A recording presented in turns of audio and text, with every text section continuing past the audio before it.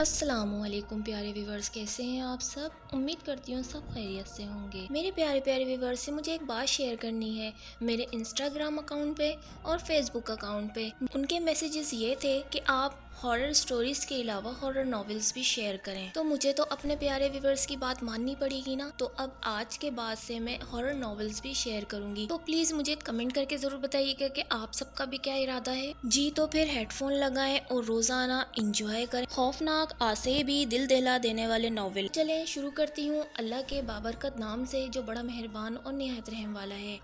یہ آج سے تقریباً 20 سال پہلے کا ذکر ہے، جب ہم ملیر میں رہا کرتے تھے۔ ملیر کی آبادی ان دنوں اتنی زیادہ نہیں تھی۔ کم آبادی اور کھلا علاقہ ہونے کی وجہ سے گرمیوں کی دوپہریں تپتی ہوئی اور سنسان محسوس ہوتی تھیں، جبکہ سردیوں میں صبح کے وقت گہما گہمی رہتی تھی اور شام میں جلدی اندھیرا پھیل جاتا تھا اور لوگ گھروں میں بند ہو جاتے تھے۔ ملیر اور اس کے آس پاس میں کئی ایسے مقامات تھے جو کسی نہ کسی پراسرار واقعے سے جڑے ہوئے تھے۔ ایسے ہی مقامات میں سے ایک عمارت بہت ہی خوفناک تھی اور وہ ہوٹل اسٹارز کے نام سے بہت مشہور تھی۔ اس کا 8 منزلہ وجود کافی بڑے رقبے پر پھیلا ہوا تھا، مگر اب یہ عمارت ایک کھنڈر بن چکی تھی۔ کئی سالوں پہلے لگنے والی آگ نے پورے ہوٹل کو جلا کر راکھ کر دیا تھا۔ اس کے بعد یہ ہوٹل دوبارہ تعمیر نہیں ہوئی۔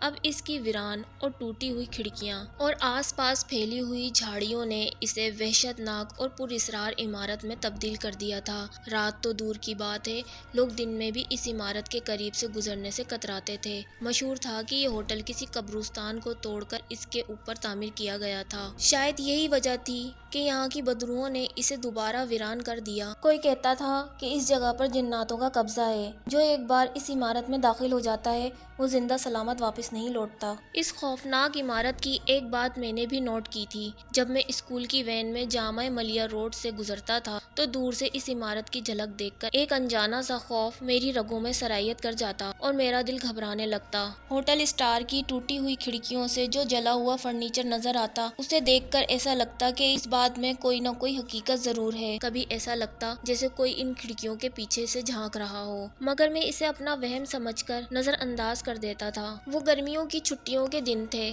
ایسے میں عموماً ہم بہن بھائی نانی کے گھر چلے جاتے، کبھی ہمارے ماموں زاد یا پھپھو زاد کزنز ہمارے گھر چھٹیاں گزارنے آ جاتے۔ ویسے تو میری سب کزن سے بہت اچھی بنتی تھی، مگر فواد ان میں سب سے مختلف تھا۔ اس کی شخصیت کچھ عجیب سی تھی، وہ ہر وقت کھویا کھویا سا رہتا تھا، بلکہ یہ کہنا زیادہ درست ہوگا کہ وہ ذہنی طور پر کمزور تھا۔ نہ ہی کسی سے بات کرتا اور نہ ہی کھیل کود میں حصہ لیتا۔ اکثر وہ کسی کو بتائے بغیر گھر سے غائب ہو جاتا، یا تو وہ خود ہی گھر واپس آ جاتا یا پھر اکثر گھر والوں کو اس کی تلاش میں نکلنا پڑتا۔ تلاش کے دوران وہ کسی گلی میں گھومتا ہوا مل جاتا یا کسی درخت کے نیچے گمسم بیٹھا ملتا۔ فواد کے والدین اس کی اس حالت سے بہت پریشان تھے۔ ڈاکٹر اور حکیم کے علاوہ پیر فقیر اور درگاہوں سے بھی رجوع کر چکے تھے، مگر فواد کی حالت وہی تھی۔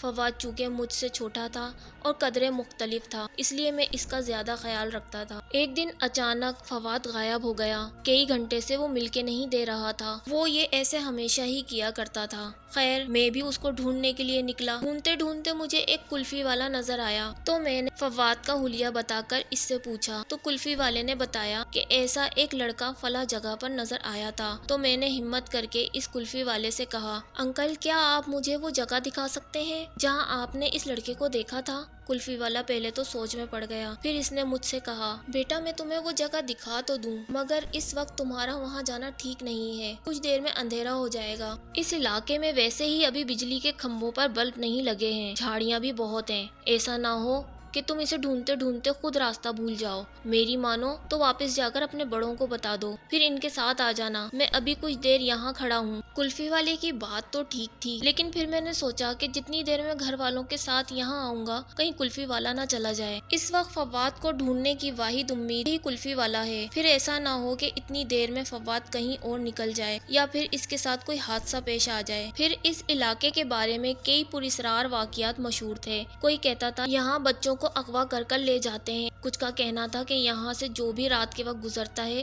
اس کی لاش اگلے دن جھاڑیوں میں ملتی ہے۔ کوئی کہتا تھا یہاں خونی، خوفناک اور بھیانک روحوں کا بسیرا ہے۔ غرض جتنے منہ اتنی باتیں۔ مجھے اس وقت تو یہ معلوم نہیں تھا کہ ان باتوں میں کتنی صداقت ہے، مگر مجھے ان سب باتوں سے بہت ڈر لگتا تھا اور میں دن کے وقت بھی اس علاقے کا رخ نہیں کرتا تھا۔ خیر میں نے ہمت کر کے کلفی والے سے کہا آپ مجھے صرف وہ جگہ دکھا کر آ جائیں، کہیں ایسا نہ ہو وہ اتنی دیر میں کہیں دور چلا جائے۔ میرے بے حد اصرار پر کلفی والے کو نہ چاہتے ہوئے بھی حامی بھرنی پڑی۔ جلدی جلدی اپنا سامان سمیٹ کر وہ میرے ساتھ چل پڑا۔ اس وقت نہ جانے کہاں سے مجھ میں اتنی دلیری آ گئی تھی کہ میں ایک انجان شخص کو لے کر اس ویران علاقے کی طرف چل پڑا۔ شام کا اندھیرا تیزی سے پھیل رہا تھا، راستے میں چہل پہل نہ ہونے کے برابر تھی۔ اکا دکا لوگ اپنے گھروں کی طرف جاتے نظر آ رہے تھے۔ جیسے جیسے میں آگے بڑھ رہا تھا میرے خوف میں اضافہ ہوتا جا رہا تھا، کیونکہ اب پکی سڑک ختم ہوتی جا رہی تھی اور آگے کچا راستہ تھا، جا بجا جھاڑیوں سے بھرا وہ ویران راستہ۔ مارے خوف کے میری حالت بری ہو رہی تھی۔ میں دل ہی دل میں چار کل کا ویٹ کر رہا تھا۔ اور کتنی دور جانا ہے؟ میں نے تنگ آ کر کلفی والے سے پوچھا۔ وہ بچہ یہاں سے کچھ دور اسٹار ہوٹل کے پاس دیکھا تھا، بس آگے موڑ سے اسٹار ہوٹل نزدیک ہے، کلفی والے نے لاپرواہی سے جواب دیا۔ میں یہ سن کر دھک رہ گیا۔ اگر کلفی والا پہلے بتا دیتا کہ وہ مجھے اسٹار ہوٹل کے پاس لے کے جا رہا ہے تو میں اکیلا کبھی یہاں کا رخ نہیں کرتا، مگر اب تیر کمان سے نکل چکا تھا۔ میری وہ حالت تھی کہ اب نہ تو میں واپس جا سکتا تھا اور نہ ہی آگے بڑھنے کا مجھ میں حوصلہ تھا۔ خوف سے میرے ہاتھ پیروں میں سنسناہٹ سی ہونے لگی۔ اسٹار ہوٹل کے بارے میں مشہور واقعات میرے ذہن میں گردش کرنے لگے۔ کہا جاتا تھا کہ جو مغرب کے بعد اس طرف جاتا تھا اگلے روز اس کی لاش ہی وہاں سے ملتی تھی۔ جنوں اور بدروؤں نے اس ہوٹل میں ڈیرے ڈالے ہوئے تھے اور وہ کسی بھولے بھٹکے کو زندہ واپس نہیں جانے دیتے تھے۔ میرا دل بیٹھنے لگا۔ میں ابھی انہی سوچوں میں گم تھا کہ اچانک میں نے نظریں اٹھائیں تو دیکھا کلفی والا میری نظروں سے غائب تھا۔ میں نے گھبرا کر اپنی رفتار تیز کر دی، مگر کلفی والے کا کہیں پتہ نہ تھا۔ راستے کے دونوں طرف جھاڑیاں بے حد گھنی اور کانٹے دار تھیں۔ میں تیز تیز قدموں سے چلتا ہوا کلفی والے کو ادھر ادھر دیکھ رہا تھا، مگر یوں لگتا تھا جیسے چلتے چلتے وہ اچانک غائب ہو گیا ہو۔ مجھے خود پر اس وقت بہت غصہ آ رہا تھا۔ اگر میرا دھیان اس طرف رہتا تو شاید وہ اتنی آسانی سے میری نظروں کے سامنے سے غائب نہ ہوتا۔ اب میں اس ویران علاقے میں تنہا رہ گیا تھا۔ میں نے سوچا کہ اندھیرے میں ان ٹیڑھے میڑھے راستوں میں پھنسنے سے بہتر ہے کہ میں ہوٹل کے پاس پہنچ جاؤں۔ وہاں اگر فواد ملا تو ٹھیک، ورنہ بڑی سڑک تو نزدیک ہی ہے، وہاں سے میں بآسانی گھر پہنچ جاؤں گا۔ یہ سوچ کر میں نے اپنی رفتار بڑھا دی اور تیز تیز قدموں سے چلتا ہوا اس راستے سے باہر نکلنے کی کوشش کرنے لگا۔ اچانک جھاڑیوں کے بیچ میں سے مجھے کسی عمارت کی جھلک نظر آئی۔ چونکہ اب اندھیرا بڑھنے لگا تھا اس لیے عمارت کے خد و خال واضح نہیں تھے۔ میں نے سوچا ہو نہ ہو یہاں ضرور کوئی نہ کوئی آبادی ہے۔ میں کچھ اور آگے بڑھا تو جھاڑیوں کے درمیان ایک راستہ بائیں طرف کو نکلتا تھا۔ میں تیزی سے اس راستے پر چلا گیا۔ جیسے ہی میں اس راستے سے باہر نکلا تو خوف کی ایک لہر میری رگوں میں دوڑ گئی، کیونکہ میں ہوٹل اسٹارز کے دروازے کے سامنے کھڑا تھا۔ اس کا داخلی گیٹ تو کب کا ٹوٹ پھوٹ چکا تھا۔ دیواروں پر جگہ جگہ مکڑیوں کے جالے اور آگ سے سیاہ ہونے والی اینٹوں کے نشانات موجود تھے۔ میں ڈرتا ڈرتا ہوٹل کے دروازے کے جانب بڑھا۔ میرا دل کافی تیزی سے دھڑک رہا تھا، لیکن میں نے ہمت کر کے فواد کو آواز لگائی۔ فواد، فواد! میری آواز عمارت میں دور تک گونجتی چلی گئی۔ میں نے کچھ دیر رک کر انتظار کیا، مگر اندر سے کوئی جواب نہیں آیا۔ میں نے سوچا کہ ضروری تو نہیں کہ فواد ہوٹل اسٹارز کے اندر گیا ہو سکتا ہے کہ وہ یہاں سے ٹہلتا ہوا گھر واپس چلا گیا ہو۔ یہ خیال آتے ہی میں نے اندر جانے کا ارادہ ترک کر دیا۔ ویسے بھی مجھے اس عمارت سے خوف آ رہا تھا۔ میں نے یہ سوچتے ہی واپس جانے کا فیصلہ کیا اور واپسی کے لیے قدم اٹھائے۔ اب بھی میں مڑا ہی تھا کہ میرے کانوں سے کسی کے رونے کی آواز ٹکرائی۔ میں چونک کے رک گیا۔ آواز آنی بند ہو گئی۔ میں نے اپنا وہم سمجھا اور پھر دوبارہ سے میں واپس مڑنے ہی لگا تھا کہ اچانک میرے کانوں میں پھر سے کسی کے رونے کی آواز آئی۔ آواز پہلے سے زیادہ واضح تھی اور اس آواز کو پہچاننا میرے لیے مشکل نہیں تھا، کیونکہ یہ فواد کی آواز تھی۔ میں نے فوراً مڑ کر ادھر ادھر دیکھا، مگر فواد مجھے کہیں نظر نہ آیا۔ سورج تقریباً غروب ہو چکا تھا اور اب آسمان پر صرف سرخی باقی رہ گئی تھی جو شام کے گہرے ہونے کا اعلان کر رہی تھی۔ ابھی میری نظریں فواد کو ڈھونڈ ہی رہی تھیں کہ اچانک ہوٹل کی پہلی منزل کی کھڑکی میں مجھے ایک سایہ سا نظر آیا اور میں بنا سوچے سمجھے اندر کی طرف دوڑا۔ مجھے لگا شاید یہ فواد ہوگا۔ میں اونچی آواز میں چلایا، فواد جلدی باہر آؤ، میں تمہیں لینے آیا ہوں۔ یہ بولتے ہوئے نہ جانے کب میں ہوٹل کے اندر داخل ہو گیا۔ یہ ایک بڑا سا ہال تھا جس کے ایک کونے سے سیڑھیاں اوپر کی طرف جا رہی تھیں۔ ہال میں ٹوٹی ہوئی اور جلی ہوئی کرسیاں اور صوفے پڑے تھے۔ ایک طرف جلا ہوا کاؤنٹر پڑا ہوا تھا، شاید یہ کسی زمانے میں اس ہوٹل کا ریسیپشن ہوگا۔ یہاں عجیب سی بدبو پھیلی ہوئی تھی، جیسے کوئی جانور مر گیا ہو۔ میں خوفزدہ نظروں سے سب کچھ دیکھتا ہوا ناک پر ہاتھ رکھے تیزی سے سیڑھیوں کی طرف بھاگا۔ میں جلد سے جلد فواد کو لے کر یہاں سے جانا چاہتا تھا۔ میں نے جیسے ہی سیڑھیاں چڑھ کر فرش پر قدم رکھا، مجھے ایسا لگا جیسے کسی نے میرا پاؤں ٹخنے کے پاس سے پکڑ لیا ہو۔ میں نے گھبرا کر اپنے پیر کی جانب دیکھا تو وہاں کچھ بھی نہیں تھا۔ میں بھاگتا ہوا اوپر چڑھا اور فواد کو آوازیں دینے لگا۔ میں نے دیکھا یہ ایک چوڑی سی گلی تھی جس کے دونوں جانب کمرے تھے۔ ان میں سے کچھ دیواروں پر مکمل طور پر اینٹیں چنی ہوئی تھیں، لیکن کچھ دروازے ایسے بھی تھے جن کی اینٹیں ٹوٹی ہوئی تھیں اور اندر جانے کے لیے خلا سا پیدا ہو گیا تھا۔ گھبراہٹ اور خوف کے مارے میرے رونگٹے کھڑے ہو چکے تھے۔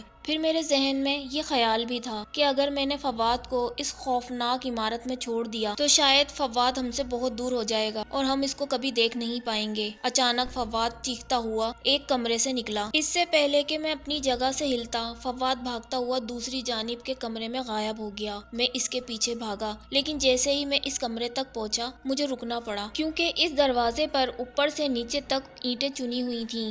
میں چکرا کر رہ گیا، کیونکہ میں نے ابھی اپنی آنکھوں سے فواد کو اس کمرے میں جاتے دیکھا تھا۔ میں نے ایک بار پھر فواد کو پکارا، فواد کیا تم یہاں ہو؟ فواد نے کوئی جواب نہ دیا۔ اچانک میرے کانوں میں پھر فواد کے رونے کی آواز آنے لگی۔ آواز اسی کمرے سے آ رہی تھی جس کے دروازے پر اینٹیں چنی ہوئی تھیں۔ میں بائیں جانب کے کمرے میں بھاگا، یہ سوچ کے کہ اگر دونوں کمروں کے درمیانی دیوار کہیں سے ٹوٹی ہوئی ہو تو میں وہاں اس کمرے میں پہنچ جاؤں۔ جیسے ہی میں دائیں جانب کے کمرے میں پہنچا، اچانک فواد کے رونے کے ساتھ کئی اور آوازیں شامل ہو گئیں۔ یہ ساری رونے اور بین کرنے کی آوازیں تھیں اور یوں لگ رہا تھا جیسے میرے چاروں طرف لوگ موجود ہوں اور وہ رو رہے ہوں۔ کمرے میں گھپ اندھیرا تھا۔ میں کسی نہ کسی طرح دیواریں ٹٹولتا ہوا آگے بڑھا، لیکن کمرے کی درمیانی دیوار کہیں سے ٹوٹی ہوئی نہیں تھی۔ میرے ہاتھ پاؤں ٹھنڈے ہو رہے تھے اور مجھ سے قدم اٹھانا دوبھر ہو رہا تھا۔ میں جیسے تیسے کمرے کے دروازے پر واپس پہنچا، لیکن اچانک میرے ہاتھ ٹھوس دیوار سے ٹکرائے۔